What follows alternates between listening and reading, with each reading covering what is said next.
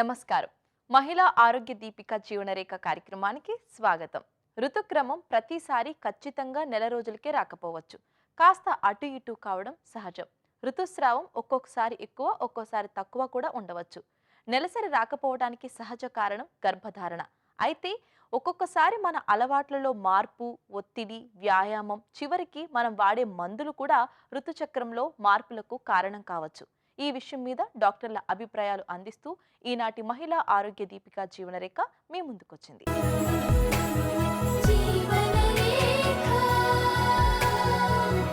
పిల్లలు వద్దనుకున్నప్పుడు కొంతకాలం మందులతో పాటు కొన్ని రకాల గర్భ నిరోధక సాధనాలు వాడతారు. మరికొంతమంది హార్మోన్ సంబంధమైన చికిత్స తీసుకుంటారు.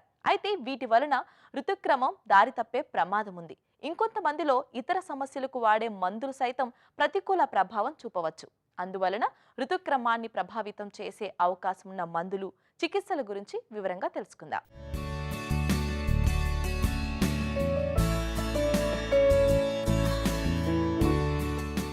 గర్భ నిరోధక మాత్రల వలన ఋతుక్రమం తప్పకుండా రాకపోవడంతో పాటు ఋతుస్రావం కూడా కాస్త తక్కువే ఉంటుంది. ఎక్కువ రోజులు ఋతుస్రావం జరగడం కూడా ఆగిపోతుంది. కొన్నిసార్లు బ్లీడింగ్ బాగా ఎక్కువగా జరిగే అవకాశం ఉన్న ఎండోమెట్రియాసిస్ అనే సమస్యను నియంత్రించడానికి కూడా డాక్టర్లు గర్భ నిరోధక మాత్రలను సిఫార్సు చేస్తుంటారు. అయితే ప్రొజెస్టిన్ మాత్రమే ఉండే మినీ పిల్ తీసుకుంటే ఈ మందులు వాడే మొదటి కొద్ది నెలల్లో మామూలు ఋతుక్రమానికి మధ్యలో కూడా ఋతుస్రావం జరగవచ్చు. మెనోపాజ్ కి ముందు హార్మోన్ల స్థాయిలో మార్పు సహజం. దీని వలన ఋతుక్రమం ఎప్పుడు వస్తుందో తెలియని పరిస్థితి ఏర్పడుతుంది. ఒక్కోసారి మామూలు కంటే ఎక్కువ ఋతుస్రావం అవుతుంది. హార్మోన్ థెరపీతో దీనిని అదుపు చేయగలిగిన కొన్ని దుష్పరిణామాలు ఉండే ప్రమాదం ఉంది.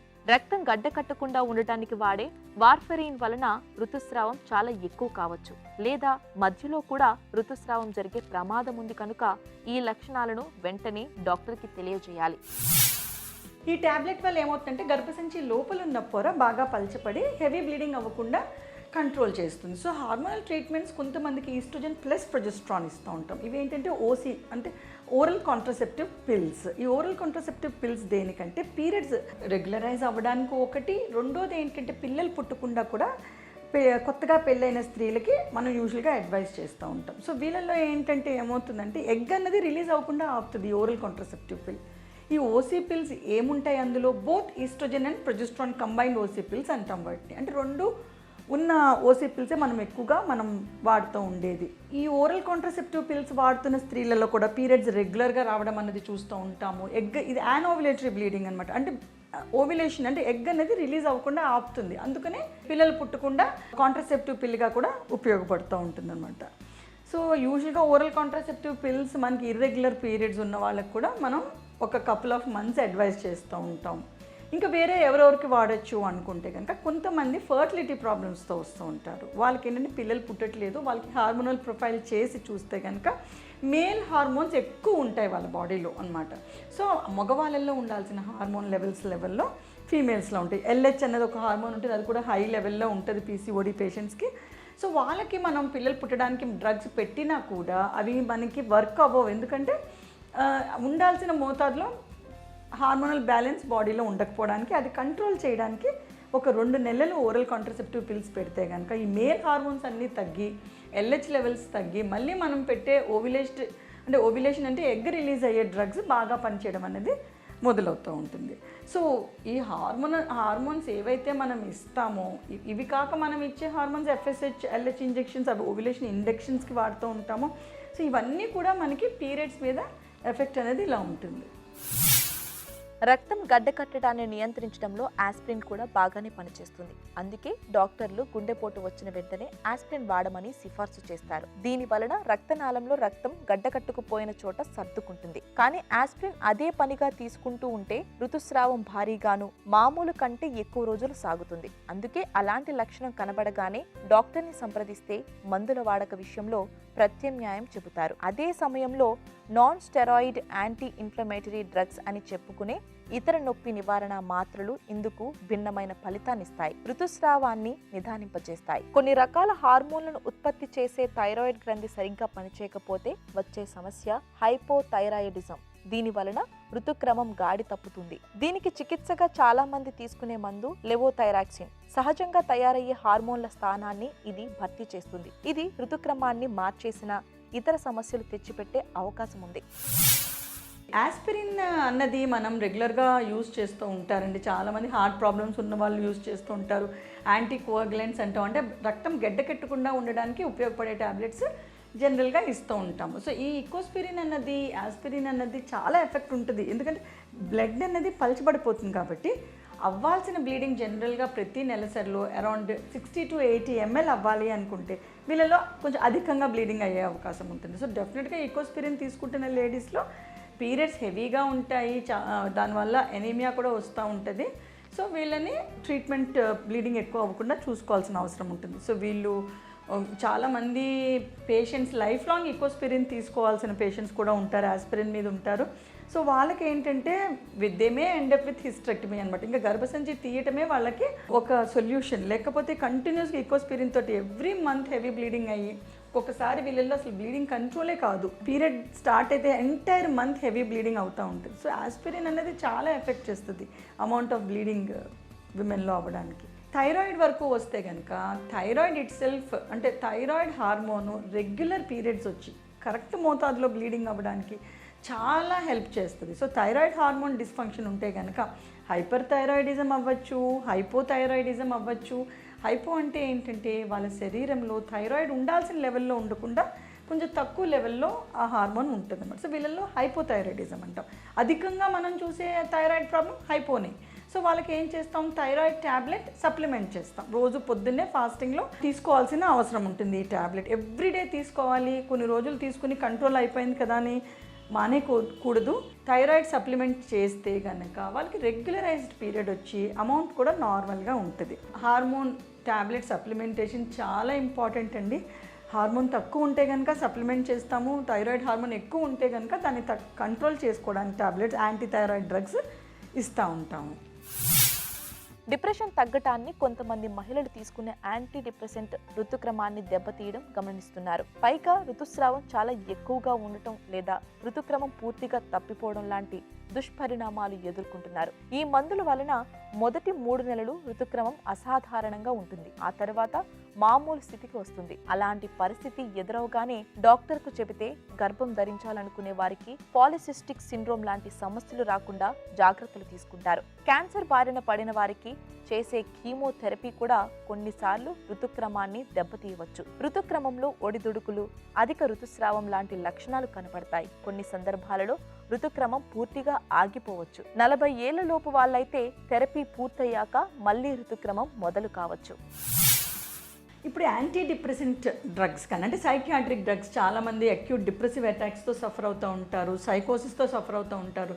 సో చిన్నప్పటి నుంచి బై బర్త్ కొన్ని స్కిజోఫ్రెనిక్ పేషెంట్స్ ఉంటారు. వీళ్ళందరికీ కూడా యాంటీ సైకాట్రిక్ డ్రగ్స్ అన్నది మనం వాడుతూ ఉంటాము. ఇవి చాలా ఎఫెక్ట్ ఉంటుందండి. ఎందుకంటే బ్రెయిన్లో మనకు ఒక ప్రాపర్ పీరియడ్ సైకిల్ రావాలి అంటే బ్రెయిన్ నుంచి వచ్చే హార్మోన్స్ బ్లడ్ ద్వారా ఓవరీకి వెళ్ళి ఓవరీని స్టిమ్యులేట్ చేసి ఎగ్ రిలీజ్ చేయించి ఆ క్రమంలో యూట్రస్లో సరైన పొర తయారయ్యి ప్రతి నెల ఆ పొర బ్లీడింగ్ కింద బయటికి రావాలి. ఇంకా వేరేగా మనం చూసుకుంటే కనుక కీమోథెరపీటిక్ డ్రగ్స్ ఏంటంటే అవి యూజువల్గా మనం క్యాన్సర్స్కి వాడతాం అన్నమాట.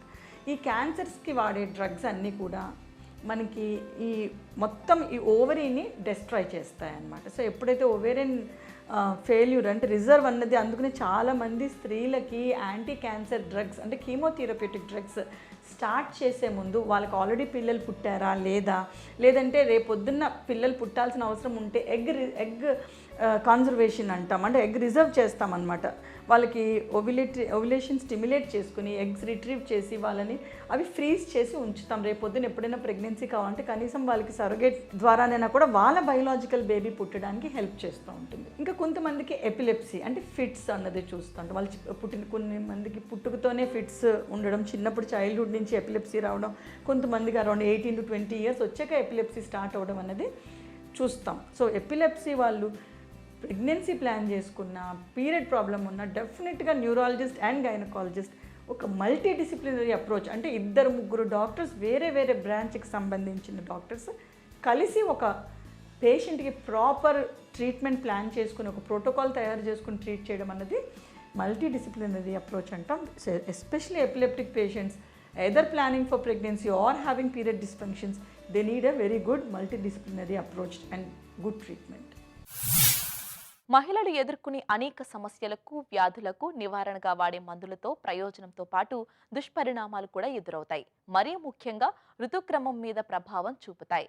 ఋతుక్రమం ఆగిపోగానే అది గర్భధారణకు చిహ్నమని భావించడం సహజమే అయినా అంతర్లీనంగా అది మరేదైనా ఆరోగ్య సమస్యకు కారణమేమో తెలుసుకోవడం కూడా చాలా అవసరం. దానికి కారణమైన మందులను మార్చి వాడుకోవడానికి అది ఉపయోగపడుతుంది. శారీరక మార్పుల నుంచి హార్మోన్ల తేడాల వరకు రకరకాల కారణాల రీత్యా గర్భిణీల్లో మూత్రనాళ ఇన్ఫెక్షన్లు వచ్చే ముప్పు ఎక్కువ. వీటి వల్ల తల్లి బిడ్డలిద్దరికీ సమస్యలు రావచ్చు. ముఖ్యంగా నెలలు నిండక ముందే కాన్పు రావడం, బిడ్డ ఎదుగుదల ప్రభావితం కావడం, తర్వాతి కాలంలో కిడ్నీ జబ్బులు వచ్చే ముప్పు పెరగడం కూడా చూస్తున్నాం. జలుబు, ఫ్లూ జ్వరాలు ఎంత సర్వసాధారణమో స్త్రీలలో ముఖ్యంగా పునరుత్పత్తి వయసులో ఈ ఇన్ఫెక్షన్లు అంత ఎక్కువ. కార్యక్రమంలో ఇప్పుడు సమస్య సలహా చూద్దాం.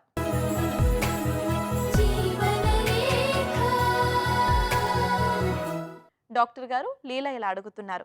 ఋతుచక్రంలో 14వ రోజున శృంగారంలో పాల్గొంటే గర్భధారణ జరుగుతుందని మా వారికి ఎవరో చెప్పారట. అందుకే పిల్లల్ని కనాలని అనుకున్నప్పటి నుంచి అదే విధంగా ప్రయత్నిస్తున్నాం. ఇప్పటికీ 6 నెలలు గడిచింది. అయినా గర్భం ధరించలేదంటే మా ఇద్దరిలో ఎవరికైనా లోపం ఉన్నట్టు అనుకోవాలా, లేదంటే 14వ రోజు అనే విషయంలో ఏమైనా తేడా ఉందా అనేది అర్థం కావడం లేదు. సలహా ఇవ్వండి అని అడుగుతున్నారు. లీలా గారు, ఈ ప్రెగ్నెన్సీ మనకి గర్భం దాల్చాలి అంటే ఏంటంటే అందరికీ మీరు అన్నట్టుగానే ప్రతి ఒక్కరికి మహిళకు 14వ రోజు పీరియడ్ వచ్చిన తర్వాత 14వ రోజు అండం అనేది బయటకు వస్తుందండి. సో ఆ టైంలో మీరు ప్రెగ్నెన్సీకి ట్రై చేసినట్టయితే ప్రెగ్నెన్సీ వచ్చే అవకాశాలు ఎక్కువే ఉంటాయి. అదే కరెక్టే మీరు చేస్తున్నది. కాకపోతే ఎందుకంటే ఆ 14వ రోజు రావచ్చు, ఒక్కొక్కసారి 12వ రోజు రావచ్చు, ఒక్కొక్కసారి 16వ రోజు రావచ్చు, అది మనం చెప్పలేము. సో అది విడుదల అయిన తర్వాత దాని లైఫ్ స్పాన్ ఒక 2-3 రోజులు ఉంటుంది అండం యొక్క. సో ఆ 3-4 రోజుల్లో మీరు ట్రై చేయొచ్చు. సో మీరు 6 నెలలు ట్రై చేసినా రాలేదు అంటే ఏంటంటే ఒక్కొక్కసారి అన్నీ బాగున్నా, మీ హస్బెండ్ సెమెన్ కౌంట్ బాగున్నా, అన్నీ బాగున్నా రాకపోవచ్చు. కానీ ఇంకా వేరే ప్రాబ్లమ్స్ ఏమైనా ఉన్నాయో ఒకసారి టెస్ట్ చేసుకోవాల్సి ఉంటుంది. ఎందుకంటే అండం విడుదలవడమే కాకుండా మనకి ఫెలోపియన్ ట్యూబ్స్ బాగుండాలండి. గర్భసంచి యొక్క లోపలి పొర ఎలా ఉంది, గర్భసంచి యొక్క ఆకారం ఎలా ఉంది అన్నది కూడా చూసుకోవాలి. మీ హస్బెండ్ యొక్క వీర్యం కౌంట్, దాని యొక్క ఆకారము, స్ట్రక్చరు, కదలిక ఎలా ఉందో చూసుకోవాలి. సో మిగిలినవన్నీ కూడా ఒక్కసారి మీరు టెస్ట్ చేయించుకోండి. వాటిలో అన్నీ బాగున్నాయంటే మీరు కంపల్సరీ ఎవ్రీ మంత్ ఆ టైంలో ట్రై చేస్తే మీకు వెంటనే రాకపోయినా కొంతమందికి వెంటనే రావచ్చు, కొంతమందికి ఒక 2-3 నెలలు పట్టచ్చు, కొంతమందికి 1 year కూడా పడుతుందండి అన్నీ బాగున్నా సరే. సో అది వచ్చే వరకు మీరు పాజిటివ్ దీంతో ట్రై చేయాలి. స్ట్రెస్ అయితే వద్దు, ఎందుకంటే అన్నీ బాగున్నా మీరు ఒత్తిడి ఉంటే మాత్రం రాదు. స్ట్రెస్ తీసుకోకండి. పీరియడ్ వచ్చేసినా నెక్స్ట్ మంత్ మళ్ళీ ట్రై చేస్తాను అన్నట్టుగా మీరు ట్రై చేస్తే లీల గారు మీకు కంపల్సరీ ప్రెగ్నెన్సీ వస్తుంది. డాక్టర్ గారు, రేణుక ఇలా అడుగుతున్నారు. నాకు ఇప్పుడు 39 ఏళ్ళు. బాగా ఆలస్యంగా ఈ ఏడాది పెళ్ళైంది. పిల్లల్ని కనాలని ఉంది కానీ చాలా మంది నిరుత్సాహపరుస్తున్నారు. ఈ వయసులో పిల్లలేంటని, ఇంకొంతమంది 40 ఏళ్ల వరకు పుట్టే అవకాశం ఉందని ప్రయత్నించి చూడండి అంటున్నారు. మీరేం సలహా ఇస్తారు? ఒకవేళ పుట్టినా పిల్లల్లో వైకల్యం ఉండవచ్చునని భయపెడుతున్న వాళ్ళు ఉన్నారు. మీరిచ్చే సలహాను బట్టి పిల్లల కోసం ప్రయత్నించడమా, ఎవరినైనా పెంచుకోవడమా అనే విషయం ఆలోచిస్తాం. సలహా ఇవ్వండి అని అడుగుతున్నారు. రేణుకా గారు, మీ వయసు ఇప్పుడు 39 సంవత్సరాలు అన్నారు. ప్రెగ్నెన్సీ కోసం ప్లానింగ్ చేస్తున్నాను అన్నారు. మీ లేట్ మ్యారేజ్ అయింది కాబట్టి ప్లాన్ చేయొచ్చండి, తప్పులేదు. కానీ తగిన జాగ్రత్తలు అయితే తీసుకోవాలి. యంగ్ ఏజ్లో ఉన్నప్పుడు వచ్చేదానికి ఈ 30 సంవత్సరాలు 30 తర్వాత వచ్చేదానికి తేడా ఉంటుందండి. ఎందుకంటే అండం యొక్క క్వాలిటీ అనేది మీకు యంగ్ ఏజ్ యుక్త వయసులో ఉన్నప్పుడు ఉన్న క్వాలిటీ ఇప్పుడు ఉండదు. కాబట్టి కంపల్సరీగా మీకు స్పాంటేనియస్గా వచ్చేదానికన్నా ఏదైనా టెస్ట్ ట్యూబ్ బేబీ కానీ ఇక్సీ ఐవీఎఫ్ పడే అవకాశాలు కూడా ఉండొచ్చు. కాబట్టి ట్రై చేయండి. తర్వాత బేబీలో జెనెటిక్ సిండ్రోమ్స్ వచ్చే అవకాశాలు ఉంటాయి. కాబట్టి వీళ్ళకి ఏంటంటే ప్రెగ్నెన్సీ ముందు నుంచి ఫోలిక్ యాసిడ్ ఇవ్వడము, తర్వాత అసిస్టెడ్ రిప్రొడక్టివ్ టెక్నిక్స్ అంటాం, వాటి సహాయం తీసుకొని ప్రెగ్నెన్సీ తెచ్చుకోవడము. వచ్చిన తర్వాత కూడా ఎవ్రీ 3rd మంత్లో ఏంటంటే NT scan, double marker test అని ఉంటుంది, 16 వీక్స్లో ట్రిపుల్ మార్కర్ టెస్ట్ అని ఉంటుంది, 20 వీక్స్లో తీఫా స్కాన్ అని ఉంటుంది. ఇవన్నీ ఏంటంటే జెనెటిక్ అబ్నార్మాలిటీస్ ఏమైనా బేబీలో ఉన్నాయా అని డిటెక్ట్ చేయడానికి. సో ఇవన్నీ కంపల్సరీగా చేయించుకోవాలండి, నెగ్లెక్ట్ చేయకూడదు. సో ముందు ప్లానింగ్ నుంచి తర్వాత కూడా ఎవ్రీ చెకప్లో అన్నీ చేయించుకొని మీరు ముందుకెళ్ళినట్టయితే మీకు ప్రెగ్నెన్సీ సక్సెస్ అయ్యే అవకాశాలు ఎక్కువగా ఉంటాయి. సో ఈ విధంగా మీరు ప్రయత్నించినప్పటికీ ప్రెగ్నెన్సీ రాలేదనుకోండి, ఒకవేళ వచ్చినా బాగాలేదు, ఏమైనా మిస్క్యారేజ్ అయిపోయింది, బేబీ బాగాలేదు అన్నప్పుడు ఏమైనా తీయాల్సి వచ్చిందంటే కూడా మీరు అడాప్ట్ చేసుకోవచ్చండి. అందులో ఏమీ లేదు, మీ యొక్క అండం క్వాలిటీ అన్నీ బాగుంటే మీ అండం ద్వారానే మీరు చేసుకోవచ్చు, లేదంటే అడాప్షన్కి కూడా మీరు వెళ్ళొచ్చు. కాబట్టి మీరు భయపడకుండా ప్రయత్నించి చూడండి, అవ్వలేదంటే అప్పుడు అడాప్షన్ చేసుకోండి. మూత్రనాళ ఇన్ఫెక్షన్ సోకిన మహిళల్లో మూత్ర విసర్జన సమయంలో మంట, నొప్పి, ఏదో చెప్పలేని ఇబ్బంది కనిపిస్తుంది. ఎక్కువసార్లు మూత్రానికి వెళ్లాల్సి వస్తుంది.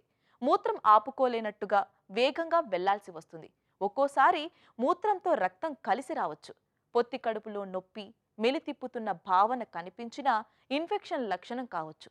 కొన్నిసార్లు చలి, జ్వరం, చెమటలు పడుతుండటం, మూత్రం లీక్ అవుతుండటం గమనించవచ్చు. నిద్రలో కూడా తరచూ మూత్ర విసర్జనకు లేవాల్సి వస్తుండటం, మూత్రం వాసన వస్తుండటం, పొత్తి కడుపు దగ్గర నొప్పి లాంటి లక్షణాలు కనబడవచ్చు. డాక్టర్ గారు, రోహిణి ఇలా అడుగుతున్నారు, మామూలుగా గర్భిణీల్లో వికారం, వాంతులు రావడాన్ని మార్నింగ్ సిక్నెస్ అంటారు కదా, అంటే ఈ లక్షణాలు ఉదయం మాత్రమే కనబడతాయా? నాకు మాత్రం ఒక్కోసారి సాయంత్రం కూడా అలా అనిపిస్తూ ఉంటుంది. పైగా 5వ నెల వచ్చినా నాకు ఇంకా ఆ లక్షణాలు తగ్గడం లేదు. ఇదేమైనా ప్రత్యేక సమస్యేమో అర్థం కావడం లేదు. నా భయాలు అర్థమయ్యాయి అనుకుంటున్నా, సలహా ఇవ్వండి అని అడుగుతున్నారు. రోహిణి గారు, ప్రెగ్నెన్సీలో అంటే అమ్మాయిలు ఇప్పుడు ప్రెగ్నెంట్ అయినప్పుడు ఫస్ట్ 3 నెలల్లో చాలా వరకు వామిటింగ్ సెన్సేషన్ అవ్వడము ఇది కామన్గా మనం చూస్తుంటాం. అది ఏంటంటే మార్నింగ్ టైం, అంటే తెల్లవారు లేవంగానే ఎంటీ స్టమక్ ఉంటారు.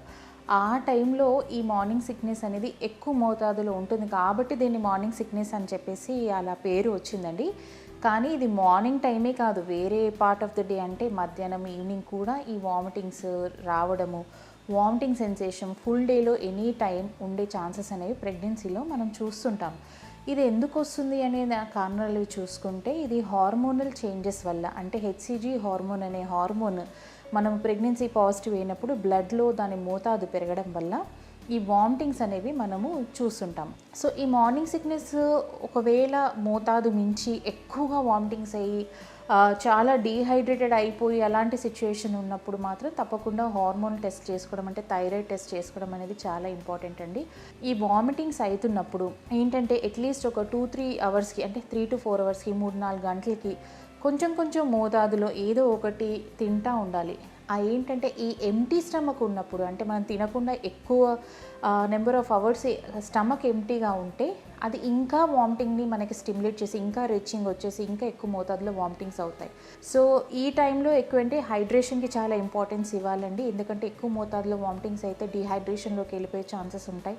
సో వీలైనంత వరకు వాటర్ తాగుతూ ఉండాలి. వాటర్ ఒకవేళ ఎక్కువ తాగితే వామిటింగ్స్ అంటే కోకోనట్ వాటర్ తాగొచ్చు, ఓఆర్ఎస్ జ్యూస్ అనేది తీసుకోవచ్చు. జ్యూసెస్ కూడా హోమ్ మేడ్ జ్యూసెస్ తీసుకుంటే కూడా చాలా వరకు ఈ ప్రాబ్లమ్కి సొల్యూషన్ అనేది దొరుకుతుందండి. ఏ ఫుడ్ తీసుకుంటే మీ బాడీకి ఇముడుతుందో, వామిటింగ్ అవ్వదు, అలాంటి ఫుడ్ సెలెక్ట్ చేసుకొని తినడము, కొంచెము ఈ 3 months ఇబ్బంది పడ్డా తర్వాత బేబీ హెల్తీగా ఉండడం అనేది మనం చూస్తుంటాం. ఒక్కొక్కసారి 5th, 6th మంత్, చాలా కొంతమందికి అయితే 9th మంత్ వరకు కూడా ఈ వామిటింగ్స్ ఉండే ఛాన్సెస్ ఉంటాయండి. చాలా వరకు ఎటువంటి రకమైన ప్రాబ్లమ్స్ అవి ఉండవు, కానీ డీహైడ్రేషన్ రాకుండా సరిగా హైడ్రేట్ చేస్తూ ఉండి బ్యాలెన్స్ డైట్, హెల్దీ డైట్ తీసుకుంటే డెఫినెట్గా హెల్దీ ప్రెగ్నెన్సీ, హెల్దీ డెలివరీ ఉంటుందండి. డాక్టర్ గారు, శాంభవి ఇలా అడుగుతున్నారు, నాకు కాన్పు అయ్యి 4 నెలలైంది, నార్మల్ డెలివరీ అయితే తొడల మీద, పొత్తి కడుపు మీద చారలు వచ్చాయి. బాలింతలకు మామూలే అని మా అమ్మ అంటోంది, కానీ పొత్తి కడుపు మీద అయితే చాలా అసహ్యంగా కనబడుతున్నాయి. అవి శాశ్వతంగా ఉండిపోతాయా? ఎన్నాళ్ళకు పోతాయి? త్వరగా పోవాలంటే ఏవైనా క్రీములు తదితర మందులు ఉన్నాయా? ఏం చేయమంటారో కాస్త సలహా ఇవ్వండి అని అడుగుతున్నారు. శాంభవి గారు, మీరు స్ట్రెచ్ మార్క్స్ గురించి మాట్లాడుతున్నారు. సో కామన్గా ఏంటంటే ప్రతి ప్రెగ్నెంట్ లేడీకి ఎవరైతే ప్రెగ్నెంట్ అవుతారో ఈ పొట్ట భాగం అనేది పెరగడం వల్ల ఈ స్కిన్ స్ట్రెచ్ అయిపోయి స్ట్రెచ్ మార్క్స్ అనేవి కామన్గా 99% లేడీస్లో మనం చూస్తూ ఉంటాం. సో ఈ స్ట్రెచ్ మార్క్స్ ఏంటంటే మనకు ఈ స్కిన్ స్ట్రెచ్ అయినప్పుడు దానిలో కొలాజిన్ అనే ఫైబర్స్ బ్రేక్ అవ్వడం వల్ల ఈ స్ట్రెచ్ మార్క్స్ అనేవి వస్తూ ఉంటాయి.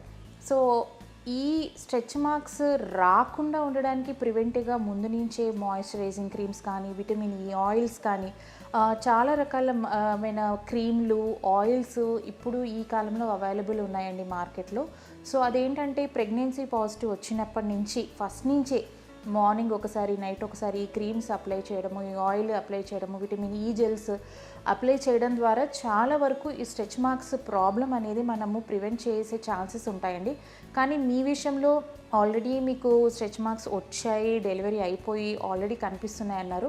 సో ఇప్పుడు కూడా మీరు క్రీమ్స్ అవి పెట్టుకోవచ్చండి, కానీ కంప్లీట్గా స్ట్రెచ్ మార్క్స్ నార్మల్గా టెక్స్చర్ రావడం అనేది చాలా కష్టమండి.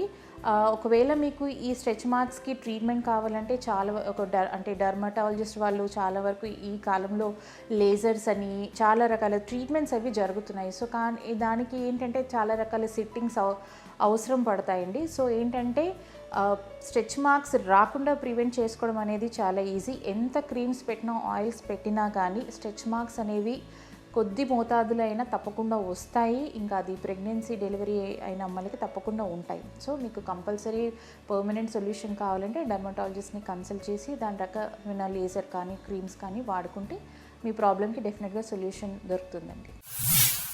మూత్ర వ్యవస్థలో బ్యాక్టీరియా సంఖ్య పెరగకుండా, రోగనిరోధక శక్తి తగ్గకుండా చూసుకుంటే మూత్రనాళ ఇన్ఫెక్షన్ తగ్గినట్టే. నీరు ఎక్కువగా తాగుతూ మూత్ర విసర్జనకు వెళ్ళొచ్చేస్తుంటే మూత్ర వ్యవస్థలో బ్యాక్టీరియా ఉన్నా అది ఎప్పటికప్పుడు బయటకు కొట్టుకుపోతూ ఉంటుంది. సంభోగం సమయంలో రకరకాల బ్యాక్టీరియా జననాంగాల్లో మూత్రాశయంలో చేరిపోవచ్చు. సంభోగానంతరం వెంటనే మూత్ర విసర్జనకు వెళ్లటం వల్ల సూక్ష్మ క్రిములు మూత్రంతో పాటే బయటకు కొట్టుకుపోయే అవకాశాలుంటాయి. ఇది నేటి మహిళా ఆరోగ్య దీపిక జీవనరేఖ. మరో కార్యక్రమంలో మళ్ళీ కలుద్దాం.